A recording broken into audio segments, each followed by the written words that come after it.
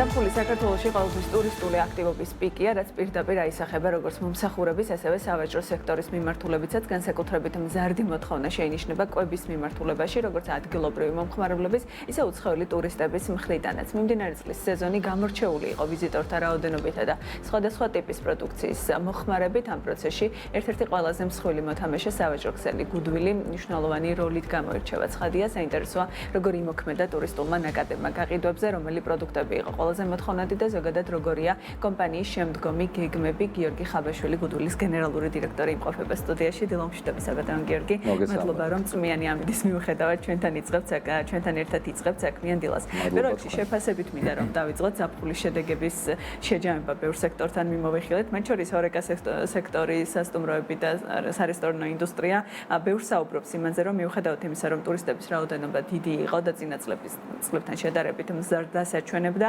ის კატეგორია, ვინც იყო ნაკლებად ინტერესდება იმ კვებით, იმ მენიუებით, რაც აქვთ და ძირითად შემთხვევაში მოკლედ რიტეილ სექტორს მიმართავდნენ. ამიტომ საინტერესოა, როგორ აისახა და რამდენად ზრდა იყო ზაფხულის განმავლობაში წინა პერიოდებთან შედარებით. ზაფხულის სეზონი, ზაფხულის ეს თვეები, რა თქმა უნდა, თქვენც როგორც ძანეთ გამოირჩეოდა საკმაოდ ტურისტების საკმაოდ მაღალი რიცხვით, მაღალი იყო ინტენსივობა. ძირითადად ეს ინტენსივობა ბათუმში და ზღვისპირა ქალაქებში იყო, ასევე თბილისში და რა თქმა უნდა, ასევე გარკვეულ რეგიონებში, ხო, ტურისტულ რეგიონებში, ან დაუშვათ ღვინის ტურიზმის მიმართულებით კახეთი გამოირჩევა და ეს მიმართულებები იყო დატვირთული.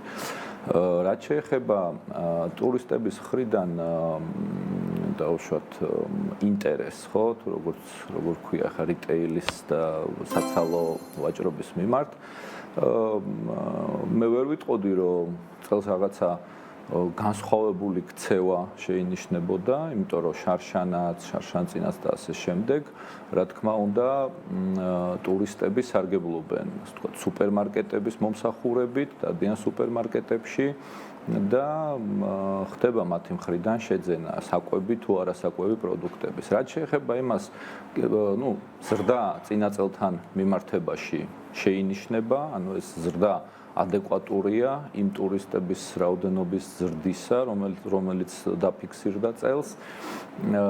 ასევე რა იყო ეს თუ შეგვიძლია ვთქვათ წინა წელთან შედარებით? ზუსტად ეხლა მიდის კონსოლიდირებული, ასე ვთქვათ, სტატისტიკური მონაცემების დამუშავება, თუმცა, ასე ვთქვათ, ხელშესახები იყო ზრდა, ორნიშნა შესაძლებელია ყველა სუპერმარკეტში არ ყოფილიყო, მაგრამ ორნიშნასთან მიახლოებული იყო. თუმცა ზაფხულის სეზონს გააჩნია ერთი სპეციფიკა, ხო? ის სუპერმარკეტები, რომლებიც არის ძირითადად ისეთ ლოკაციებზე, რომელიც ესეთი ადგილობრივი საოჯახო შესყიდვების სუპერმარკეტებია, მათი გაყიდვები დაბლა მოდის ზაფხულის სეზონზე, განსაკუთრებით ივლისის მეორე ნახევარი, აგვისტო საკმაოდ დაბლა მოდის პროცენტულად, თუმცა ამას აბალანსებს, ასე ვთქვათ, ტურისტულ რეგიონებში, ტურისტულ ქალაქებში გაყიდვების ზრდა. საინტერესოა, საშუალო ჩეკი ხომ არ იზრდება და ამ ნაწილში რაღაც კონკრეტული დასკვნების გაკეთება შეგვიძლია ალბათ რა ტიპის სტუმრები გსტუმრობენ და პროდუქტები და მიმართულებები, რაზეც არის მოთხოვნა. ეს გამოწვეული არის არამხოლოდ აი ტურისტულ ქალაქებში და რეგიონებში, არამხოლოდ ჩეკების რაოდენობის ზრდით, არამედ საშუალო ჩეკის ზრდით, რა თქმა უნდა, ასევე იცვლება გაყიდვების სტრუქტურაც კატეგორიების მიხედვით, უფრო წინ გამოდის და უშუალოდ წინ მოდის იგივე ულტრაფრეშის მიმართულება, ეს იქნება ხილი, ბოსტნეული, კიდევ უფრო მეტად იზრდება, ასე ვთქვათ, მზაკვება. მზაკვებაში საინტერესოა, იმიტომ რომ აზიური ბაზარი გააქტიურებული იყო წელს და სწორედ ამას ამბობდნენ სარესტორნო ინდუსტრიაში, რომ მათ არ აქვს შესაბამისი მენიუები, უფრო ბოლო წლების განმავლობაში ვითარდებოდა სხვა მიმართულებით, მათ შორის ევროპელი ტურისტების კუთხით და ამიტომ მათ სპეციფიკაც ვერ ერგებოდნენ. თქვენ რამდენად გაითვალისწინეთ ან რაღაცნაირად ეს ყველაფერი მიწოდებაში ჩვენ საბედნიეროდ გუდულს დიდი ხანია ეს გათვალისწინებული აქვს და არამხოლოდ ტურისტული მოთხოვნების დაკმაყოფილების თვალსაზრისით, არამედ იმ თვალსაზრისით, რომ ჩვენ ყოველთვის გვინდა ჩვენს ადგილ ადგილობრივ მუდმივ მომხმარებელს შევთავაზოთ მრავალფეროვანი ასორტიმენტი, არა მხოლოდ დაუშვათ სხვადასხვა ერთი რაღაც სახის სამზარეულო შიგნით ბევრი დიდი ასორტიმენტით, არა მხოლოდ ასე, არამედ სხვადასხვა მიმართულებებით, ხო, ხა გუდელში ჩვენ როგორ გვაქვს, იქ არის ხმელთაშუა ზღვის, თქვათ, მიმართულება, საკმაოდ მოთხოვნადია, ხო, ეს იტალიური თუ ბერძნული სამზარეულო, ასევე აზიური სამზარეულო, ხო, იგივე სუშის მიმართულება იქნება ეს თუ სხვადასხვა დაუშვათ ჩინური ან კორეული ან იაპონური კერძებით ამ მიმართულებით ჩვენ ყოველთვის ვავითარებდით და ვავითარებთ ჩვენს მიმართულებებს და შესაბამისად ისე აღმოჩნდა რომ მზად დავხვდით ასე ვთქვათ ამ მოთხოვნას. ლოგისტიკურად რამდენად რთულია ტურისტულ სეზონზე ამ ყოველფრის უზრუნველყოფა მომარაგება და ამ ნაწილს როგორ უზრუნველყოფა ზოგადად რითელ სექტორით რადგან ასოციაციაციაც კი, სირთულეები ძალიან ბევრია ზაფხულის სეზონს რომელიც უკავშირდება. რა თქმა უნდა ლოგისტიკა არის გართულებული, იმიტომ რომ ქვეყნის შიგნით გადაადგილება არის გაცილდა მობილობა არის ძალიან ბევრად უფრო გაზრდილი და შესაბამისად გზები ჩვეულებრივთან შედარებით უფრო გადატვირთულია, მათ შორის საქალაქთა შორისო გზები და ამ თვალსაზრისით ლოგისტიკური მიმართულება უფრო მეტ დანახარჯებს მოითხოვს, რა თქმა უნდა, ზაფხულში და გარდა ამისა, ზაფხულის სეზონზე ძალიან რთულდება კადრების პოვნა. იმიტომ რომ პრაქტიკულად ეს ჰორეკას მიმართულება იგივე ბათუმში იქნება, ბულეთში თუ კახეთის მიმართულებით თუ სხვა იგივე თბილისის მიმართულებით ძალიან იმის გათვალისწინებით რომ ტურისტების მომსახურებას საჭიროება გაცილებით უფრო მეტი და მეტი თანამშრომელი ბევრი თანამშრომელი, ბევრი ადამიანი მიდის, ანუ ამ მიმართულებით სამუშაოდ და შესაბამისად ამ პერიოდში ჯერადობით იზრდება შრომის ანაზღაურებაც და ზოგადად ანაზღაურების ზრდაში არ არის საქმე, უბრალოდ გართულებულია ძალიან დიდი დეფიციტი არის ხოლმე საკადრო თვალსაზრისით. საკადრო თვალსაზრისით დეფიციტი ისედაც არის ზოგადად.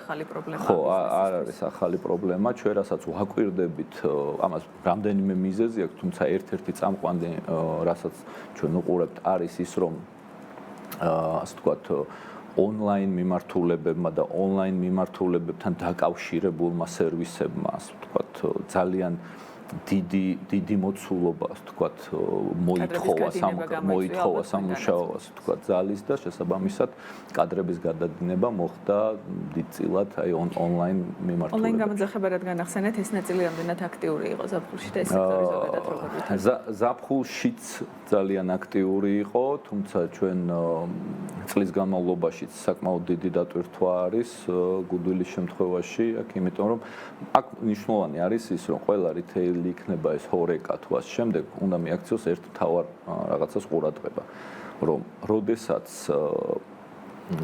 სუპერმარკეტი და თვითონ ბრენდი ხარისხით და სერვისით და შემდეგ სანდოა მომხმარებლისთვის ონლაინ გაყიდვების წილი უფრო და უფრო ამ თვალსაზრისით მე ამიტომაც არის მზარდი ახლა გუდვილის შემთხვევაში, ხო? იმიტომ რომ მომხმარებელმა იცის, რომ შეუძლია პირადად არ შეარჩიოს პროდუქტი, გამოიწეროს და მიუვა ძალიან მაღალი ხარისხის. მაინც ასე რომ ეს ძალიან მნიშვნელოვანი ფაქტორია და ამიტომაც იზრდება ონლაინ ვიდრე ფასებზე გკითხავთ და ზოგადად ამ მხრივ არსებულ ტენდენციებზე, მინდა გკითხოთ განვითარების გეგმები როგორია რიტეილ ინდუსტრიის ზოგადად გუდვილისაც და მათ შორის სხვა წარმომადგენლების, რომელსაც სექტორი აერთიანებს, რადგან ტურისტული ზონები და სხვადასხვა ადგილები უფრო მეტად ვითარდება, თქვენი განვითარების გეგმები როგორ უყურებს და რა ტიპის ფილიალების გახსნა იგეგმება ამ ნაწილში, იმიტომ რომ ერთ პერიოდი იყო თითქოს დიდი ჰიპერმარკეტები უფრო მოთხოვნადი, ახლა ვხედავთ, რომ უფრო რაღაცა პატარა ზომის ობიექტების გახსნაზე გადავიდა ბიზნესი. ამ ნაწილში გეგმები როგორ არის, თქვენი ინვესტიციები რა არის მიმდინარე წლებში? არა მხოლოდ საქართველოში, მთელ მსოფლიოში, უბრალოდ მსოფლიოში გაცებით ადრე დაიწყო ეს ტრენდი, რომ აი კლასიკური ჰიპერმარკეტების ეპოქა ნელ-ნელა სრულდებოდა და თითქმის აი მივიდა უკვე ასე ვთქვათ თავის ლოგიკურ განვითარების ფაზაში ეს დასრულება.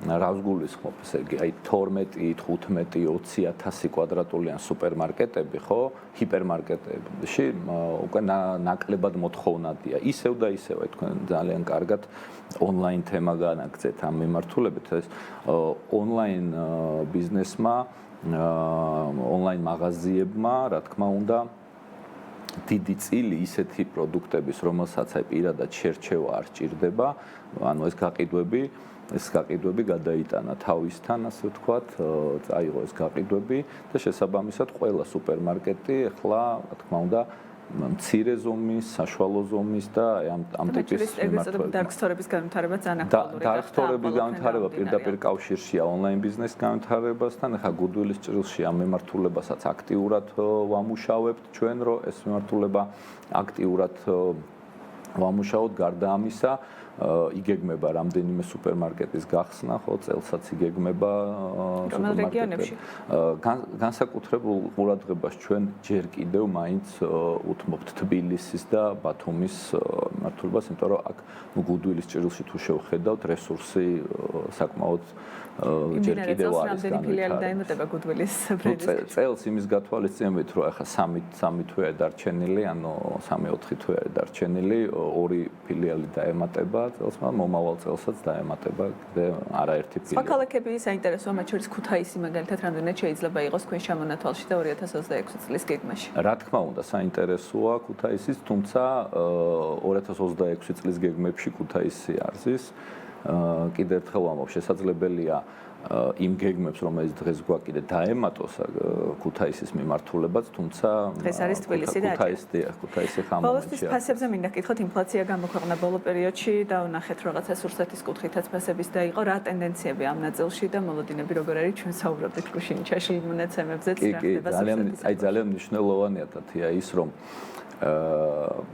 როდესაც სტატისტიკა თავისთავად ისედაც რთული მეცნიერება არ არის ესე მარტივად რაღაც ციფრი გამოქვეყნდა და აი ეს ციფრი მოდი ესე მივიღოთ და აქედან მერე გამოვიტანოთ დასკვნა. მნიშვნელოვანია ხა ინფლაცია სურსათის მიმართულებით, როცა მეც შევხედეს საქსტატმა ესე უბრალოდ პირველი ციფრი რაღაცა ესე მშრალად ხო რო დადო, მე ჩაუღრმავდით ხო ხა ამას და ყველა ჩაუღრმავდით და შევხედეთ ანუ რა იყო ძირითადი ის პროდუქტები, რაზეც დიდი წნეხი წამოვიდა და რატო წამოვიდა ეს წნეხი, ხო? პირველი ეს არის საერთაშორისო მიზეზი, რა ძალიან დიდი მნიშვნელოვანი მიზეზია საერთაშორისო ბაზრებზე, გარკვეულ პროდუქტებზე, ამ პროდუქტების ჯგუფებზე ფასების კატასტროფული ზრდა. ეს არის ყავა, ეს არის კაკაო და შესაბამისად მისგან ნაწარმოები ყველა პროდუქტი, ანუ საკმაოდ მაღალი პროცენტით არის გაძვირებული 10, 12, 14%-ით, იმიტომ რომ თვითონ ყავის ფასი, მაგალითად კაკაოს ფასი თითქმის გაორმაგებულია საერთაშორისო ბაზარზე. გარდა ამისა არის ცხიმები, ეს კარაქი, ეს არის ზეთი და შემდეგ და ცუდი ის არის რეალურად რომ კარაქი იქნება ეს თუ ზეთი იქნება საქართველოში წარმოდგენილი და გაყიდვაში არსებული პროდუქტების უდიდესი უმრავლესობა არის იმპორტირებული და მათი ასევე დიდი უმრავლესობა ევროპიდან არის, ევროკავშირიდან არის იმპორტირებული, რაც კიდე დამატებით წნეხს იწვევს, იმიტომ რომ ევრომ პრაქტიკულად ყველა ვალუტის მიმართ, მათ შორის დოლარის მიმართ მიაღწია ბოლო 5 წლის თითქმის მაქსიმუმს. ახლა წარმოიდგინეთ, აი 2025 წლის თებერვალში მაგალითად, ხო, 1 დოლარი ღირდა 1 ევრო და 3 ცენტი. ბოდიში 1 ევრო ღირდა, ხო, 1 დოლარი და 3 ცენტი. ახლა ღირს 1 დოლარი 1 ევრო და 17 ცენტი. ანუ რამდენ პროცენტიანი ზრდა გამოდის, ხო, თუ არ ვთქვი 12, ნუ 10%-ზე მეტი ზრდა გამოდის ეს, ხო? ანუ ეს ნიშნავს, რომ იმიტომ რომ ლარის კურსი ანუ უცვლელია, დოლარის კურსი უცვლელია თითქმის, ნუ პატარა ეს არის და ამ დროს ევრო და გარდა ამისა ევროკავშირში ძალიან გაძვირდა თვითონ ეს კარაქის მიმართვა და მთელ სოფლიოში გაძვირდა. თუმცა ეს ორმაგი წნეხი. გარდა ამისა, ნახეთ მნიშვნელოვანია ყურადღება არის გასამახვილებელი იმაზე, რომ წელს, აი იგივე ტურისტულმა სეზონმაც გამოიწვია შეიძლება ის რომ ადგილობრივი წარმოების ხილი და ადგილობრივი წარმოების ბოსტნეული ძალიან იყო გაზრდილი და ერთ მნიშვნელოვან რამესაც გავუსვა მხას და ამითი ასე ვთქვათ გავაკეთებ შეჯამებას რა. ეხლა მე უსმენდი, ვკითხულობდი გარკვეულებას და ძალიან მარტივია, როცა აი სურსათის ინფლაციაზე ვსაუბრობთ, ხო, სასურსათო პროდუქტების ინფლაციაზე, რომ აი სუპერმარკეტი სადღაც ლამაზად განათებული დგას ესა და ანუ იგივე რა ვიცი საზოგადოებისთვისაც მარტივი სათქმელი შეიძლება იყოს რომ აი სუპერმარკეტში რახან დევს ის პროდუქტი რომელიც გაძვირდა ამიტომ სუპერმარკეტმა რაღაც ანუ სუპერმარკეტს რო ვიცოდეთ აქვს ერთადერთი მიზანი რა რომ მაქსიმალურად მოხარებისთვის მისაღები ფასებით გაყიდოს პროდუქტები და თუ მოსაწოდებელი ფასები გაძვირდება ან საერთაშორისო ბაზარზე ან ადგილობრივ ბაზარზე რა თქმა უნდა ის ასახვას პოვებს უკვე თაროზეც. მადლობა ბატონ გიორგი თქვენი დროისთვის და ანალიზისთვის. გიორგი ხაბაშვილი გუდულის გენერალური დირექტორი პასუხობდა საქმიანი დილის კითხვებს.